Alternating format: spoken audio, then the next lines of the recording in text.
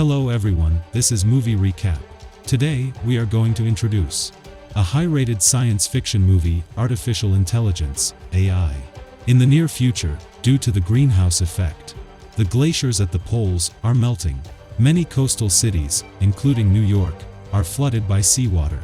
Because of the lack of natural resources, the government begins to limit the birth of children and start mass production of robots. Because robots do not waste resources and food. After years of upgrading, these robots became more and more realistic.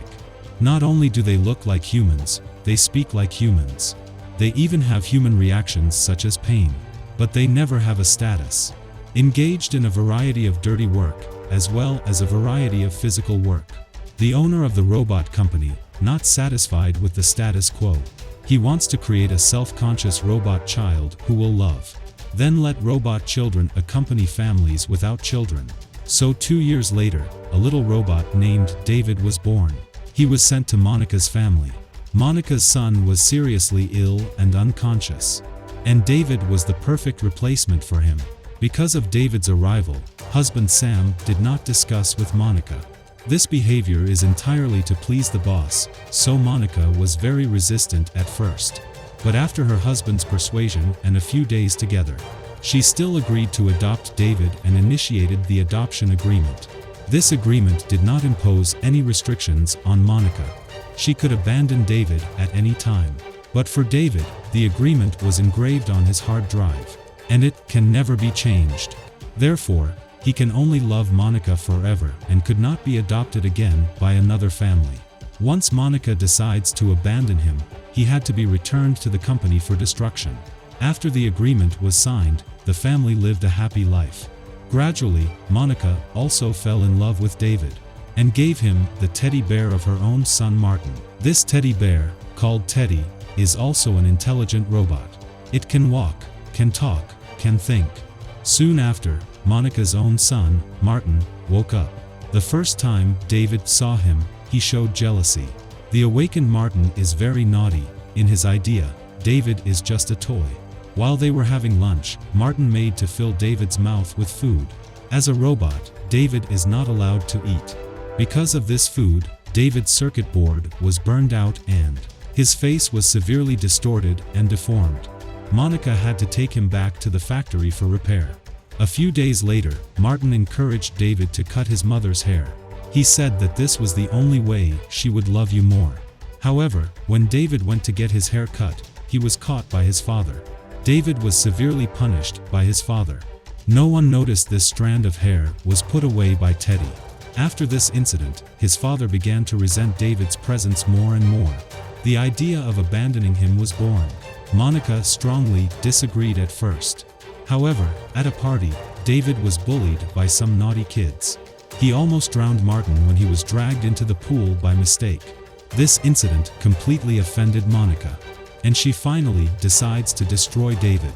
But on the way to the robotics company, as a mother, she still had a soft heart. She chose to leave David and Teddy in the roadside grove. David was very sad, crying and said he should not hurt Martin and Mom. However, after some apologies and pleading, Monica still drove away. As David walks away, he thinks that his mother abandoned him because he was a robot. If he becomes a real child, he will be accepted by his mother again. For this reason, he remembered a fairy tale. It is said that the blue fairy can turn a puppet into a little boy. So she should be able to turn herself into a real human too. So David began to look for the blue fairy. As he walked, he came to a junkyard. Many stray robots were picking up parts to repair their bodies.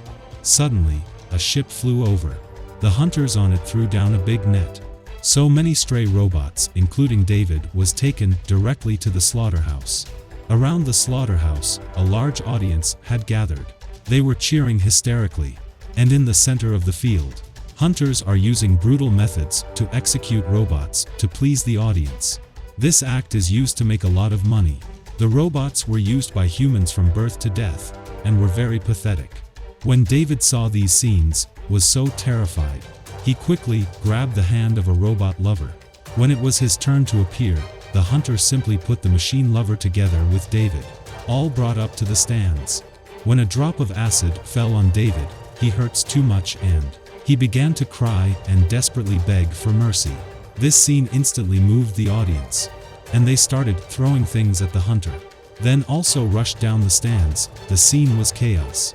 David and the machine lover took the opportunity to escape from the slaughterhouse. This machine lover in order to repay David.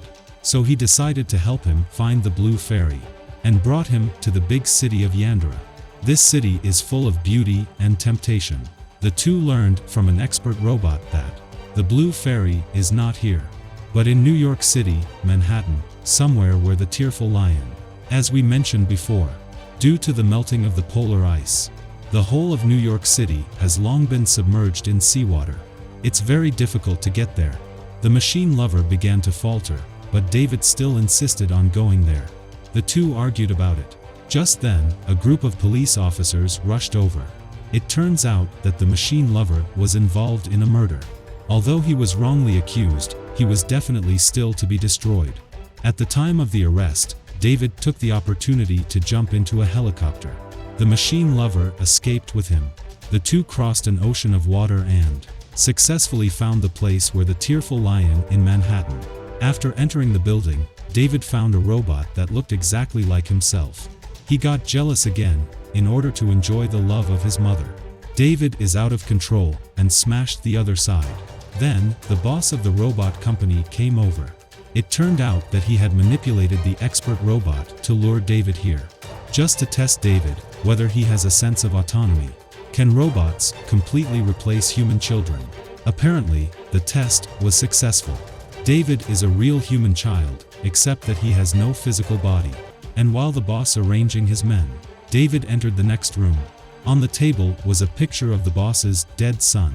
It turned out that he was David's model. At the same time, there are more robots hanging on the shelves, and David look alike. They were like rows of corpses, very odd. Apparently, the boss, in order to find a replacement for his son, had conducted many experiments. David's heart simply collapsed. After thinking for a moment, he jumped directly into the sea downstairs. Led by the fish, he came to the bottom of the sea somewhere, and seemed to have found something.